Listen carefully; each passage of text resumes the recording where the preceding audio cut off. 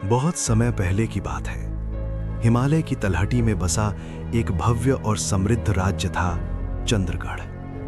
चंद्रगढ़ की गलियां सोने जैसी चमकती थीं, बाजारों में अनाज की भरमार थी, सेना शक्तिशाली थी और राज्य की सीमाएं सुरक्षित। उस राज्य का राजा था राजा आर्यवर्धन। राजा आर्यवर्धन को लोग एक महान विजेता के रूप में जानते थे। उसने कई युद्ध जीते थे, कई राज्यों को अपने अधीन किया था और खजाना सोने से भरा था। लेकिन इतनी समृद्धि के बावजूद राजा के चेहरे पर कभी सच्ची मुस्कान नहीं रहती थी, क्योंकि उसके पास सब कुछ था, सोना, सेना, सम्मान, लेकिन सुकून नहीं। हर रात जैसे ही राजा नींद में जाता, एक ही सपना दोहराया जाता। अंधेरे में डूबा एक स्थान, जहां धुंध के बीच एक बूढ़ा साधु खड़ा होता। सफेद दाढ़ी, झुकी हुई पीठ और आंखों में अजीब सी चमक।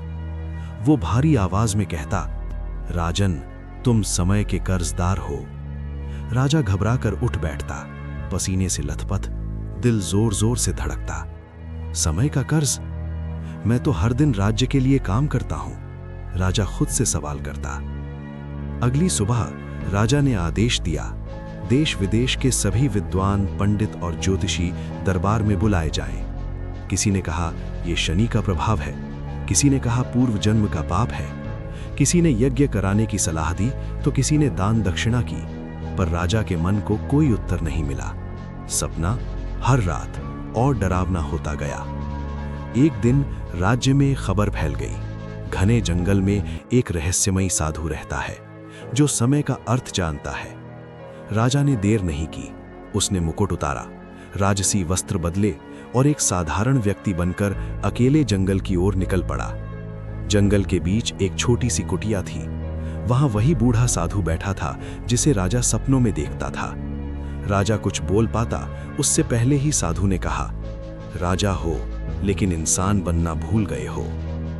राजा स्तब्ध रह गया। साधु बोला, तुम्हारे राज्य में न्याय बिकता है, गरीब रोता है और तुम समय को सिर्फ युद्ध और विजय में गिनते हो। राजा ने गर्व से कहा, मैंने राज्य को शक्तिशाली बनाया है। साधु मुस्कुराया और जमीन से एक टूटी हुई घड़ी उठाई।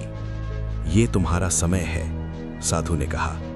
अगर इसे ठीक करना है तो 7 दिन, राजा नहीं सेवक बनो। राजा ने चुनौती स्वीकार कर ली। पहला दिन, किसान। राजा ने किसान के साथ खेत जोता, हाथों में छाले पड़ गए। तभी समझा, अन्न सिंहासन से नहीं मेहनत से आता है। दूसरा दिन, करुणा। एक बीमार मां के लिए राजा ने दवा ढूंढी। उसकी आंखों में डर था। राजा ने जाना, शासन से ज्यादा करुणा जरूरी है। तीसरा दिन, न्याय। न्यायालय में गरीब का मुकदमा सुना, सोने की थैलियां सच के सामने हार गईं। चौथा दिन, मासूम सवाल। राजा ने एक अनाथ बच्चे को खाना खिलाया। बच्चे ने पूछा, राजा अंकल, आप रोज ऐसे क्यों नहीं आते? राजा की आंखें भर आईं। पांचवा दिन, सेना। राजा ने सैनिकों से कहा, तलवार से पहले दिल मजबूत होना चाहिए। छठा दिन, जनता की आवाज। राजा ने कर घटाए और चुपचाप लोगों की बातें सुनी। सातवां दिन, समय जागा। राजा साधु के पास लौटा। साधु ने टूटी हुई घड़ी उठाई और वो चलने लगी। साधु बोला, अब तुम समय के नहीं, समय तुम्हारा है। राजा वापस लौटा, लेकिन सिंहासन पर अब एक नया राजा बैठा था, जो राज्य नहीं लोगों का दिल जीतता था। और चंद्रगढ़ इतिहास में अमर हुआ, तलवार से नहीं, न्याय से।